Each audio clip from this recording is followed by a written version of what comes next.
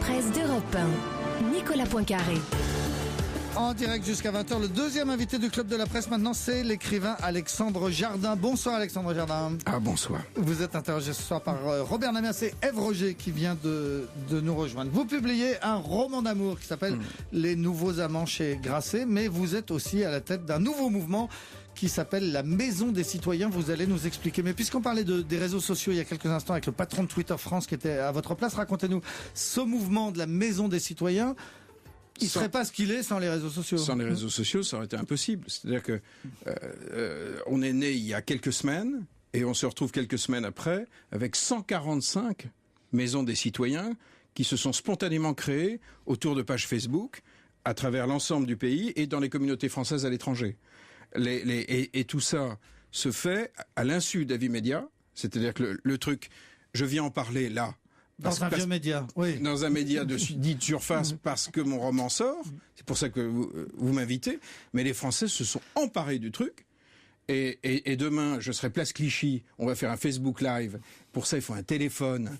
J'ai un Facebook Live à 18h30. Il y aura des centaines de gens. Un Facebook Live. Oui, mais on a aussi Twitter qui compte énormément sur nos réseaux. Et vous avez actuellement, chaque semaine, à peu près 1 demi-million de gens qui participent à tous nos débats et qui, à hauteur de 35%, interagissent. C'est-à-dire que vous avez des phénomènes massifs qui partent complètement du territoire. Et qu'on ne voit pas. Et qu'on ne voit pas, mais eux le savent. C'est-à-dire qu'il y a 10 jours, par exemple, c'était surréaliste. Je monte dans un avion pour aller dans une réunion où on cherchait des faiseux à Perpignan. Il y avait l'équipe de Sarko qui allait faire une sorte de meeting avec Sarko et tout à coup un meeting tout court, un meeting. Et à l'arrière de l'avion les hôtesses viennent me voir et me disent nous on s'est compté dans la maison, moi j'hésite encore truc et ça se termine en meeting en fait. À l'arrière de l'avion et à ce moment-là il y a une partie de l'équipe qui arrive et qui dit c'est quoi votre truc? Alors justement, alors justement, même mais j'ai question. dit les Français sont au courant, peut-être pas vous. Alors justement, expliquez-nous, c'est quoi votre truc, la Maison des Citoyens? Ça a commencé le 2 août. C'est très simple. Pendant les vacances, j'ai pris mon téléphone, j'ai fait une petite vidéo et j'ai dit aux gens, aux dernières élections, on a été 25 millions à pas compter du tout. C'est-à-dire qu'il y a 25 millions de gens en âge de voter qui ont rien émis. 58. Si vous rajoutez autour de vous, d'ailleurs je suis sûr que ça vous est arrivé à vous ou à vous, tous ceux qui ont voté contre depuis des années, on est un certain nombre. Tout le monde le sait. Il y a un moment, on va arrêter de se raconter des salades, on vote contre depuis des années. Est-ce à la rentrée, si on fait une maison des citoyens, on va se compter pour exister, peser sur 4 valeurs simples. On va défendre nos territoires, parce que tout le monde en France sait que les politiques centralisées foirent, et que ce qui fonctionne encore et qui tient à peu près le pays, c'est l'action locale. Moi, ça fait 3 ans que pour les zèbres, je vais partout chercher des faiseux, j'ai des réussites qui parlent, par exemple, dans les médias, du maire de Dreux. Est-ce que vous vous souvenez que Dreux, c'était un bastion du Front National? Ils ne sont même pas parvenus à s'implanter aux dernières élections. Pourquoi? Parce qu'il y avait un élu local d'exception. Donc on repère les faiseux. Premier point, la défense des territoires. Défense des territoires. Enfin, il faut dire les faiseux, c'est des gens qui font, c'est ça. Des entrepreneurs, des associations, des élus locaux, des fonctionnaires atypiques, des gendarmes. Des gens qui font et qui ne parlent pas. Et qui obtiennent des résultats, qui règlent les fractures du pays. Et qui obtiennent des résultats. Et ensuite, justement, on va défendre nos faiseux. Ras-le-bol de vivre dans un pays aussi vivant à la base et qui dysfonctionne à ce degré au niveau national. Donc on va donner du pouvoir. Nous, on en a repéré déjà 300 dans le mouvement des zèbres, mais il y a les colibris, les trucs, les machins. Le pays est en effervescence d'action. On va donner du pouvoir à ces grands programmes qui sont très professionnels et surtout qui obtiennent des résultats. Et ensuite, plus personne en France n'est d'accord pour filer un chèque en blanc à qui que ce soit pendant 5 ans. Donc, on va mettre en place des mécanismes de démocratie citoyenne. Je mets ça sur ma petite page Facebook le 2 août. En principe, le 2 août, c'est pas la grosse effervescence média, truc. 50 000 personnes viennent la voir. 100 000, 200 000. Cette petite vidéo, 300 000, 400 000. À 686 000, je suis rentré à Paris. Et j'ai dit, on y va. Donc on a commencé il y a quelques semaines, et tout à coup, les gens appliquent, et surtout sans que je le demande, les gens comprennent complètement la logique de « on se prend en main, ça suffit, on va arrêter de se raconter des salades, le centralisme français, ça marche plus, on va arrêter de dans les territoires, on sait bien où sont nos élus locaux d'exception, Dans les territoires, on sait où sont nos faiseux. On veut une démocratie citoyenne. On veut compter pendant les 5 ans. Donc vous faites des maisons citoyennes. Mais j'essaie de comprendre. C'est pas moi. Les gens font des maisons citoyennes. C'est des maisons en dur. Ce sont des maisons virtuelles ou ce sont des vrais lieux? Ils viennent, ce sont des maisons virtuelles sur les réseaux sociaux, ce sont des pages Facebook, et ensuite ça s'incarne dans des cafés. Parce qu'il faut qu'il y ait un endroit.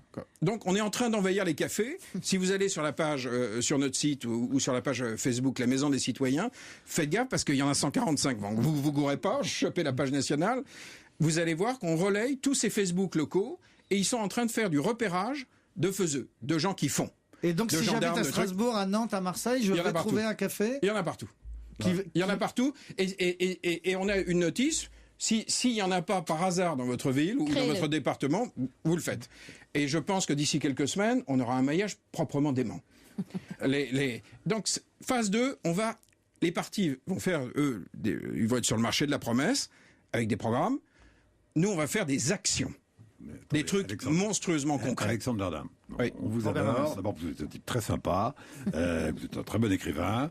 Vous avez fait plein de choses. Vous avez un enthousiasme vraiment formidable. Et je le dis absolument sans aucune ironie. Il y a un petit problème, c'est que d'abord, vous avez déjà fait des propositions, puis on n'a pas vu ce qu'elles étaient devenues. Il y a eu les primaires citoyennes, puis c'est un peu parti comme ça. On ne sait plus très bien ce que c'est devenu. Sinon rien. Et donc très mais concrètement, vous avez raison. Excusez-moi, on va dire que je suis un vieux journaliste qui aime les choses qui soient bien rangées, dans un bon ordre et dans les bonnes boîtes. Mais enfin, à un moment donné, ce qui est extrêmement sympathique, et on voit bien d'ailleurs que ça correspond à une vraie demande des citoyens, etc. Comment ça peut se traduire? Vous dites il y a les politiques qui vont faire campagne, puis nous on sera là. Mais vous êtes où? Et d'abord vous êtes où? Comment concrètement ça peut se traduire politiquement? Puis après, accessoirement, j'aurai une question sur Macron. Alexandre. Alors, c'est une vraie question. C'est-à-dire qu'on on se la pose tous à l'intérieur des maisons des citoyens. Je pense autour de la fin de l'année, on aura plusieurs options. Mais les options ne seront pas les mêmes si on est 100 000, 200 000, 3 millions. Ça ne sera pas la même chose. Soit on crée un parti, la structure juridique existe, et on remporte les élections.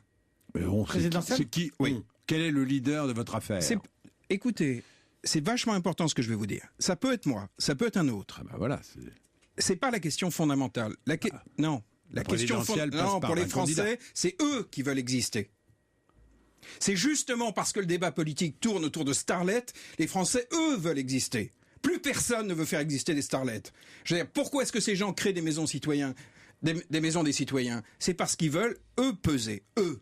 C'est-à-dire qu'il n'y a plus une profession qui attend quoi que ce soit d'un État vertical. Les médecins, les paysans, les trucs, ils veulent, eux, compter. Ils veulent, donc, eux, peser. Vous venez de nous dire, Alexandre Jardin, que vous n'excluez pas d'être candidat à la présidence de la République. Oui, mais j'attire votre attention sur quelque chose. Non, mais la réponse est oui, vous n'excluez pas d'être candidat à la présidence. Mais bien sûr, nos équipes techniques sont costauds. Mais j'attire votre attention. Vous courez vers cette question. C'est pas la question centrale. La question centrale, c'est est-ce qu'une équipe arrivera en 2017 pour donner du pouvoir?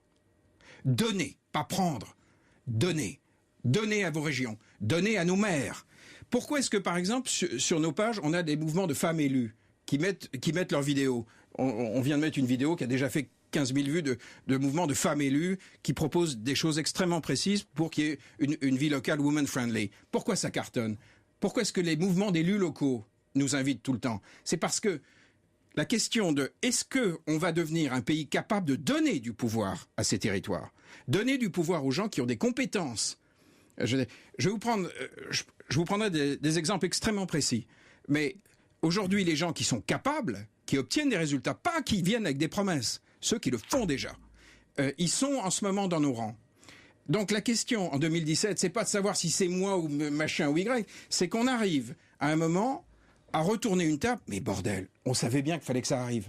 Je veux dire, vous savez bien, vous-même dans votre boulot, je veux dire, vous n'arrêtez pas d'interviewer des gens, vous savez parfaitement qu'ils sont pas crus. Mais vous le savez au moment où vous posez la question. Mais tout le monde le sait en France. Est-ce que vous croyez que les auditeurs qui nous écoutent vous croient? Justement. Mais ils croient en eux. C'est-à-dire qu'ils croient en eux lorsqu'ils créent une maison des citoyens et qu'ils mettent en place une action, ils savent que leur action est crédible. Parce qu'elle est réelle. Parce Alors, que je vous pose la question. Non, mais parce qu'elle est réelle. La question que je voulais vous poser, en fait, Oui. c'est est-ce que vous dites je peux être candidat, en tout cas, bon, Oui, mais au nom des attendez, citoyens. mais faites gaffe, c'est pas la question. Je comprends. Est-ce que des candidats révélés aujourd'hui sont venus vers vous en disant viens avec moi? Tous. Non. Il y a toujours dans leur équipe quelqu'un qui rapplique. Forcément, c'est leur job. Bon, mais on ne se compte pas comme ça. Vous êtes allé à côté de Macron, je repose ma question quand même, Oui, parce que j'ai la été démarche du En Marche, et apparemment vous l'avez déjà lâché, donc il y a une raison. Mais oui, il y a de vraies raisons. C'est Eh que ben, j'ai été lui donnez-les. poser des conditions réelles, qui étaient des conditions. Il n'en a souscrit aucune. On l'a retrouvé en starlet à Il la vous a une de déçu, match. Et il n'était pas franchement faiseux. Je parle faiseux. Vous pouvez pas expliquer à des mouvements, par exemple, je pense, on a réuni au sein de l'Agence pour l'éducation par le sport 1000 clubs de banlieue qui font de l'intégration sur le marché du travail par le sport. On a fait un accord avec le Crédit Lyonnais qui nous réserve aujourd'hui 10% de ses recrutements. Quand je lui ai dit, bon, on va te mettre au pied du mur là, il était encore ministre de l'économie. Tu es capable de venir avec des patrons de banque pour que le modèle du Crédit Lyonnais fasse des petits? Tous mes clubs se réunissent le jour de la finale de l'Euro, en Seine-Saint-Denis. Tu viens, il dit, ouais, génial. 3 jours après, SMS, ah ben non, il y en aura que pour l'Euro. Mais la com, bordel, le pays ne le supporte plus. Je veux dire, les clubs de sport qui se battent dans les quartiers, les équipes du Crédit Lyonnais. Aujourd'hui, on est en train de travailler avec l'Association française de banque pour étendre le modèle du Crédit Lyonnais à d'autres, à l'ensemble du secteur bancaire. C'est ça les faiseux. Ce sont des politiques réelles. Donc, tout ce qui est de l'ordre de la com, du machin se balader avec des petits crayons pour demander aux gens, pour demander aux pauvres si c'est difficile d'être pauvre, je veux dire, à un moment, il faut faire des trucs en vrai. Mélenchon-Montebourg, pardon. Mélenchon-Montebourg, qui aussi disent vouloir faire absolument un retour au peuple et donner la parole aux citoyens. Mais est-ce que vous avez remarqué que de Marine Le Pen en passant par... on vient d'en parler. Mélenchon, par exemple. Montebourg Macron. Macron. Macron en allant jusqu'à l'extrême gauche, tous sont centralisateurs. Tous sont jacobins. Pourquoi les maires viennent avec nous?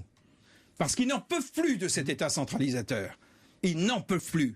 Mais plus personne n'en peut. Je veux dire, cette pluie de normes, je veux dire, cette absence de confiance dans l'élu local, nos maires ruraux, je veux dire, sont vécus à Paris par notre technostructure comme des centres de coûts. Ce sont les moteurs du territoire. Ce sont les gens qui font encore vivre. Je veux dire, or nous, ça fait 3 ans qu'on travaille et qu'on travaille localement, qu'on essaye de comprendre comment un gars, au fond des Vosges, passe de 300 habitants à 600. Quelles sont ces techniques de développement? Donc, tous ces super pros. Alors, à un moment donné, là où vous avez raison, c'est qu'il y aura une heure de vérité autour de la fin de l'année. Est-ce que la Maison des citoyens sera suffisamment puissante pour être autonome, prendre la décision d'embarquer et puis de mettre fin à 400 ans de verticalité?